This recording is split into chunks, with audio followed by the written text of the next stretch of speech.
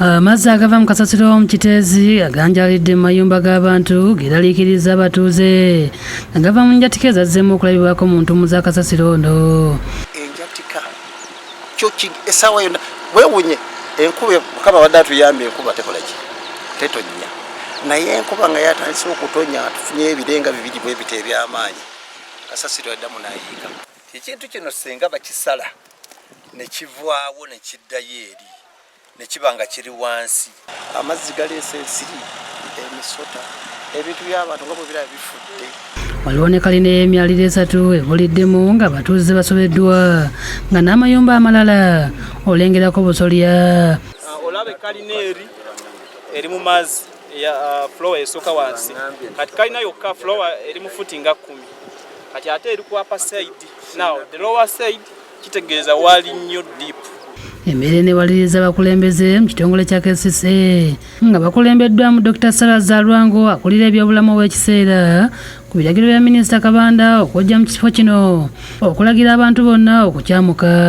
Nga cracks zikyalimu anytime kisobola okuddamu ne kiyiika endwadde omulanga gwe tubakubira kuva wali health risks. Agamba kino kirina okukolebwa bunnambiro okwewala enjege yavaako akabasa. Kampu commissioninze ne tugamba abantu bagende ne babawa rent naye ala abantu olaba bakyetalira mu bifo bino tugenda ku decommissioninga naye tuveewo kubanga waliwo obulabe bungi. Abakungu ba KCC bazze ne bannaabwe abavudde mu Minisitule y'ebyobulamu nga bano balabiddwako nga beekapisa ebiveera kufuna sampolo z'amazzi ze bagamba zigenda kutwalibwa ogakebera oba nga tegaliimu butwa.